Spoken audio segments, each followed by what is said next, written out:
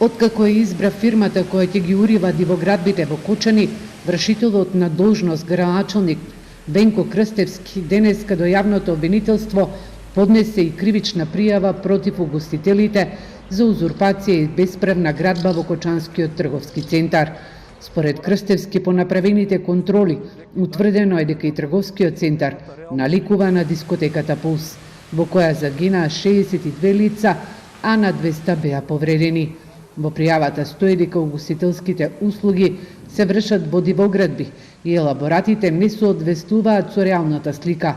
Тој се надева дека обвинителството брзо ќе реагира. Како е можно да се прават елаборати кои што не соодветствуваат со реалната слика? Нешто по примерот на Пулс.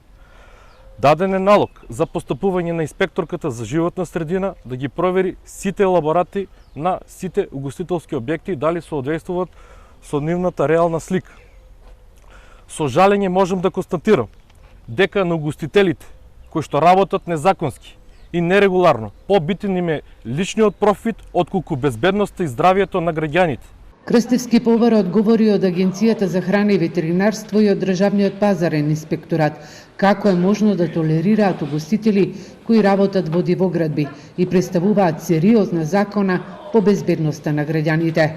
Од Државниот пазарен инспекторат велат дека како инспекторат немаат право да отстрануваат дивоградби, но за сите констатирани нерегуларности се издадени платни налози и е известена општината, а контроли има редовно на цела територија на државата.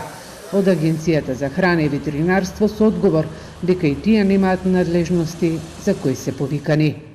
АХВ нема надлежности за постапување, како што нема надлежност ниту во делот на издавање елаборати за НАССР, ниту е надлежна за приклучување на електричната мрежа.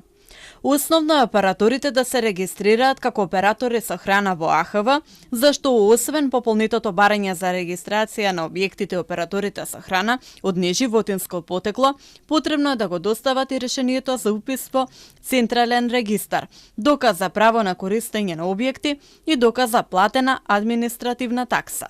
Угостителите сметаат дека градоначалникот Крстевски има селективен пристап кон дивоградбите, бидејќи соуривањето не почнува од 700 објекти кои чекаат на извршување со години. Тие се спремни повторно да седнат на маса со градоначалникот и да им се објасни што смеат, а што не смеат да постават пред објектите.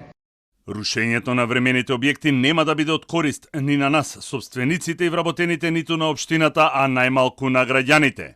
Поради ситуацијата со трагедијата во Кочани имаме намален промет, едва ја обстојуваме и врзуваме крај со крај, а рушењето за нас значи клучна врата на пицериите. Угостителите сметаат дека избрзани одлуки можат да го доуништат градот кој по пожарот во дискотеката Пулс веќе со забрзано темпо и замира. Инаку обвинителството потврди дека утре на барање на родителите на загинатите ќе имаат средба во Кочани, на која ќе им биде појаснето обвинението.